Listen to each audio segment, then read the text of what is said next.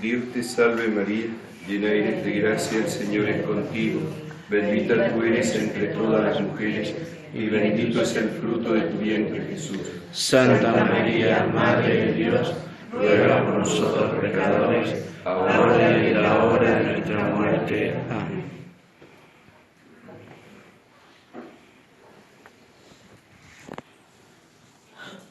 De vite nobis, de vita nostra, sicut noc dimitibus de victoribus nostris, decimos en el Padre nuestro, perdona nuestras deudas, así como nosotros perdonamos a nuestros deudores. San Mateo, capítulo 6, versículo 12. Este versículo de la Sagrada Biblia resume lo que hoy nos quiere enseñar la Iglesia a través de esta parábola. Y nos enfrentamos con algo muy importante. Dios es caridad, Dios es amor, es el amor mismo y la caridad misma. Así lo afirma el apóstol San Juan en su primera carta, en el capítulo 4, versículo 8, versículo 10, versículo 16, una y otra vez lo insiste. Pero ¿a qué nos llama Dios? Dios nos llama a que nosotros perdonemos de corazón a nuestro prójimo por amor a Dios.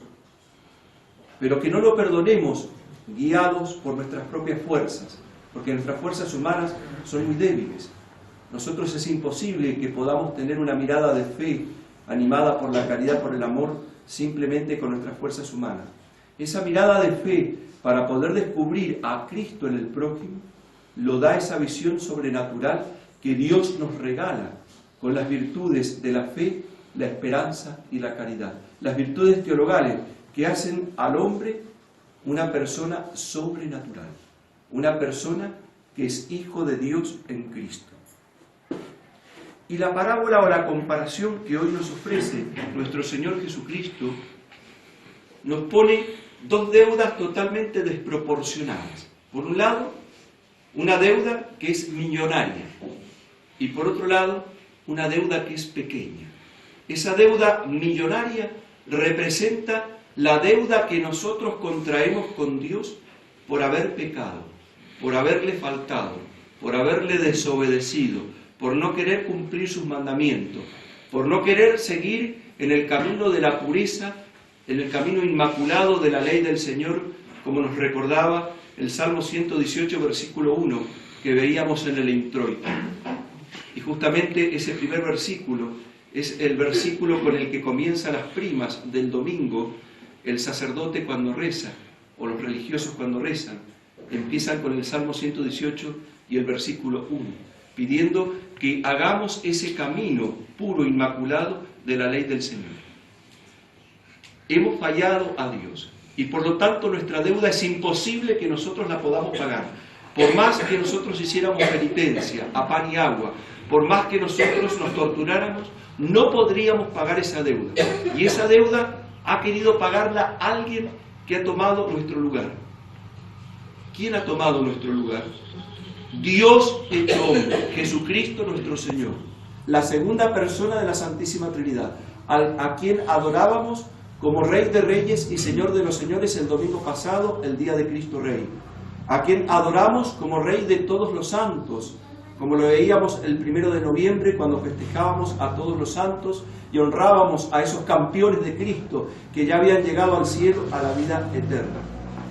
Ese Rey de Reyes y Señor de los Señores, que libera las almas del purgatorio después de purificarse para pasar al cielo, a la vida eterna, como ayer rogábamos por nuestros hermanos difuntos que se están purificando en el fuego del purgatorio, en esa cárcel, que en una palabra es bendita, porque de ahí pasarán al cielo, a la vida eterna. Pero frente a esa realidad de esa deuda terrible del pecado, en donde Jesucristo paga por nosotros con su sangre, y así obtenemos el perdón de los pecados, en primer lugar en el santo bautismo, cuando somos perdonados del pecado original, y si la persona es adulta es perdonado también los pecados que ha cometido hasta ese momento personales.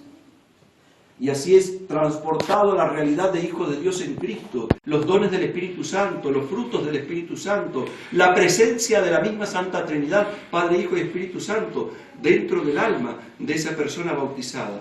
Es una realidad muy grande, el perdón de los pecados que se da también cometidos después del bautismo, en el sacramento de la confesión, que no hay pecado por grande que sea, que si yo me acerco arrepentido, con deseos de corregirme y con deseos de satisfacer esos pecados en Cristo, por Cristo y para Cristo, me he perdonado el pecado y la pena eterna del infierno si he cometido un pecado mortal.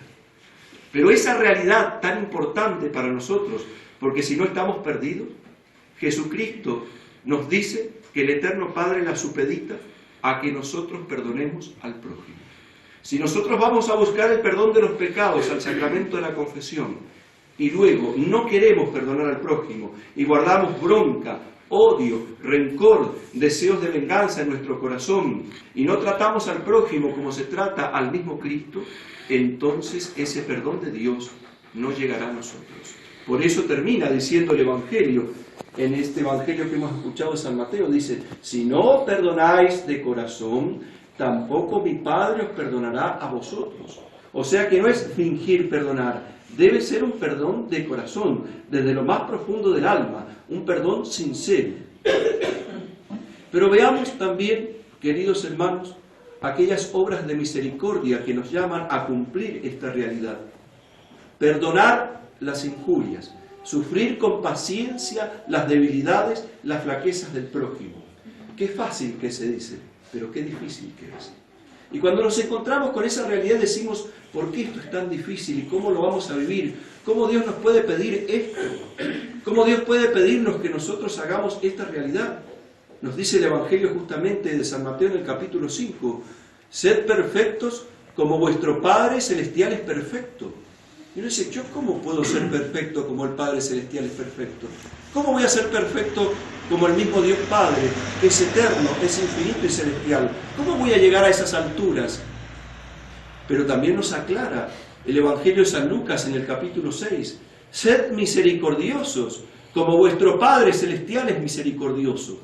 Es decir, que la perfección que se nos llama es la misericordia. Pero ¿cómo entender esto? ¿Cómo poder vivirlo? Y la respuesta la tiene el apóstol San Juan en su primera carta, en el capítulo 4.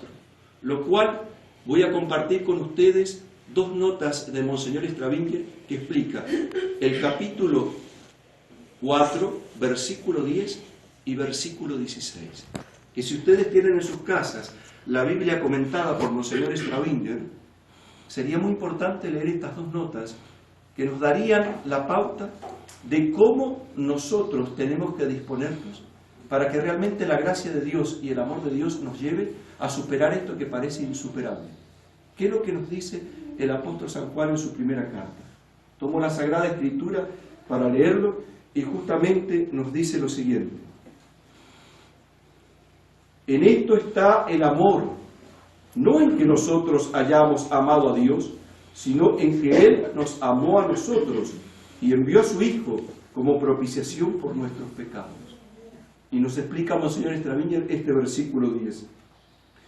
Dios nos amó no nos amó por méritos o atractivos nuestros, ni siquiera porque nosotros nos hubiésemos arrepentido de nuestros pecados, sino que Él se adelantó a ofrecernos la gracia para que pudiésemos arrepentirnos. La causa meritoria de nuestra justificación, declara el Concilio de Trento, es el Hijo unigénito de Dios, nuestro Señor Jesucristo, el cual, cuando éramos enemigos, movido del excesivo amor con que nos amó, por su santísima pasión en el leño de la cruz, nos mereció la justificación y satisfacción por nosotros a Dios Padre. Inclusive esta cita la podemos encontrar en el Denzinger, el resumen del Magisterio de la Iglesia, en el número 790. Versículo 16 del capítulo 4 de Primera de Juan nos dice lo siguiente. En primer lugar el versículo: en cuanto a nosotros hemos conocido el amor con que Dios nos tiene y hemos creído en ese amor. Dios es amor, y el que permanece en el amor, en Dios permanece y Dios permanece en él. ¿Y qué nos explica Monseñor? Permanecer en el amor no significa, como muchos pensarán, permanecer amando, sino sintiéndose amado, según vemos al principio de este versículo. Hemos creído en ese amor. San Juan, que acaba de revelarnos que Dios nos amó primero, como dice el versículo 10, nos confirma ahora esa verdad en las propias palabras de Jesús, que el mismo San Juan nos conservó en su Evangelio. Permaneced en mi amor. San Juan capítulo 15, versículo 9. También allí nos muestra el Salvador este sentido inequívoco de sus palabras, admitido por todos los intérpretes. No quiere decir permanecer amándome, sino que dice yo os amo, como mi Padre me amó a mí, permaneced en mi amor, es decir, en ese amor que os tengo y que ahora os declaro. Lo que aquí descubrimos es sin duda alguna la más grande y eficaz de todas las luces que puede tener un hombre para la vida espiritual, como lo expresa muy bien Santo Tomás de Aquino diciendo: nada es más adecuado para mover al amor que la conciencia que se tiene de ser amado. No se pide aquí pues que yo ame directamente, sino que yo me crea que soy amado. ¿Y qué puede haber más agradable que ser amado? ¿No es eso lo que más busca y necesita el corazón del hombre? Lo asombroso es que el creer o creerse que Dios nos ama no sea una insolencia, una audacia pecaminosa y soberbia, sino que Dios nos pida esa creencia tan audaz y aún nos la indique como la más alta virtud. Feliz el que se recoja en esta incomparable perla espiritual que el Divino Espíritu nos ofrece por boca del discípulo amado San Juan, donde hay alguien que Él es ese amor, alguien que se cree amado por Dios, allí está Él, pues Él cree en ese mismo amor. La liturgia del Jueves Santo, el lavatorio de los pies, aplica acertadamente ese concepto a la caridad fraterna, diciendo: donde hay caridad y amor, allí está Dios. Lo cual también es exacto, porque ambos amores son inseparables. Y Jesús también, que Él está en medio de los que se reúnen en su nombre, como dice en San Mateo capítulo 18, versículo 20. Fácil es, por lo demás, explicarse la indivisibilidad de ambos amores, y se piensa que ya no puedo dejar de tener sentimientos de caridad y misericordia en mi corazón, mientras estoy creyendo que Dios me ama hasta perdonarme toda mi vida y dar por mí a su único Hijo, para que yo pueda ser tan glorioso como Él. Por eso es que no podría decirse peca fuerte y crea aún más fuerte, como decía Lutero, según la célebre fórmula, pues cuando pecamos, lo primero que falla es la fe. Esto es muy claro. Es muy claro lo que tenemos que vivir. No podemos nosotros vivir heroicamente el amor de Dios si primero no dejamos que nos invade el amor de Dios. Por eso es tan importante la vida de la gracia, cultivar la vida de la gracia, huir del pecado mortal como de la peste, huir del pecado venial deliberado, que nos hace a nosotros aflojar en el amor de Dios y caer en la tibieza.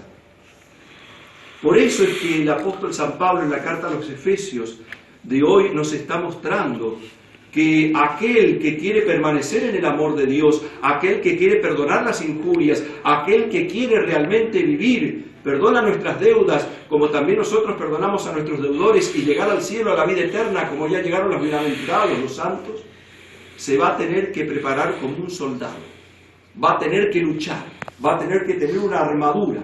Y dice que tenemos que tener el escudo de la fe. Se refiere a la fe animada por el amor. Esa fe que nos hace mirar sobrenaturalmente. Esa fe que nos hace ver más allá de las cosas que nosotros vivimos cada día. En este sentido también hoy los sacerdotes, cuando meditan en las maitines y explica este Evangelio, la homilía de San Jerónimo, dice lo siguiente: es muy corriente entre los sirios y singularmente entre los palestinos mezclar parábolas en sus explicaciones para inculcar mejor, por medio de comparaciones y ejemplos, las enseñanzas que no sería fácil retener en una simple instrucción. Así, mediante la comparación del rey y señor y del siervo, y debiéndole 10.000 talentos, obtuvo con sus ruegos la gracia del perdón. Enseñó al Salvador a Pedro que también él debía perdonar pecados de menor consideración a sus hermanos, porque si aquel rey y señor perdonó tan fácilmente a su siervo una deuda de 10.000 talentos, ¿cuánto mayor razón deberán los siervos perdonarse mutuamente deudas insignificantes? Cuando justamente Pedro fue orgulloso de decirle a Jesús, ¿cuántas veces debo perdonar? 7 veces. Jesús le dijo, no 7 veces, 70 veces 7. Es decir, siempre.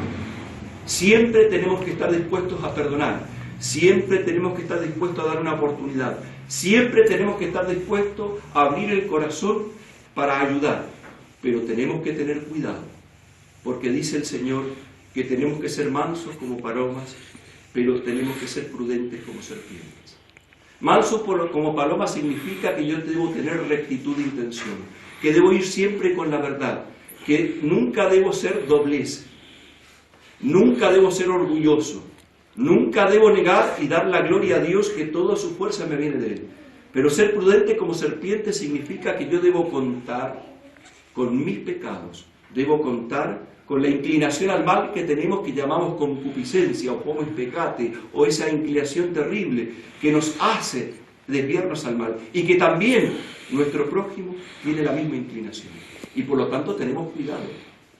Pero a la vez, no querer guardar odio ni rencor en nuestro corazón, porque si no nos hace daño, nos aleja de Dios, y no podemos permanecer en el amor de Dios. No podemos sentirnos amados por Dios. Y cuando decimos sentirnos amados por Dios, no me refiero a algo sensible, no me refiero a que vamos a sentir en nuestros sentidos esto, sino me refiero a estar convencidos en nuestra inteligencia y mover nuestra voluntad a aceptar de que Cristo ha muerto en la cruz por nuestros pecados y por lo tanto no dudamos del amor de Dios porque vemos al mismo Dios hecho hombre clavado en la cruz por nuestra salvación.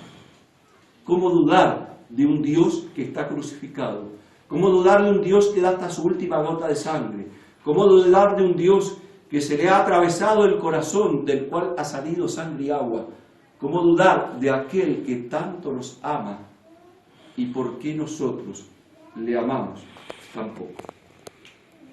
El amor no se refiere a las palabras, el amor principalmente se refiere a las obras.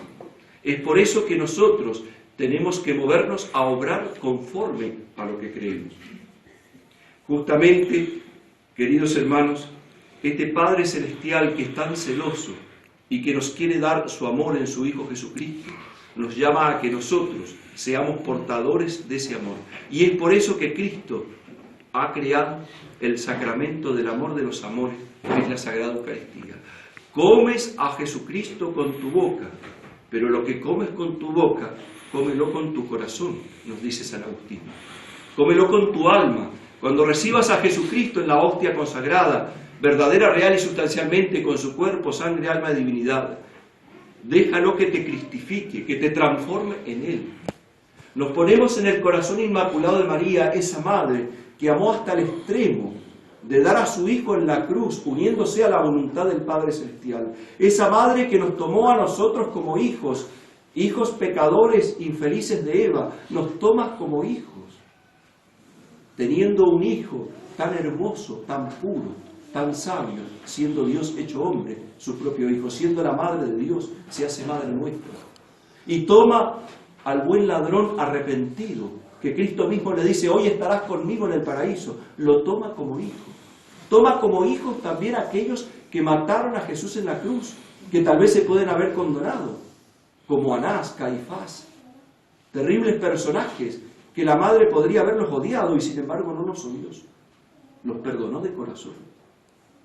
Por eso le decimos a nuestra madre, madre del amor hermoso, madre bendita, madre inmaculada, ayúdanos a perdonar de corazón con esa mirada de fe que tenemos que tener desde tu Hijo Jesucristo. Tenemos por ser miserables.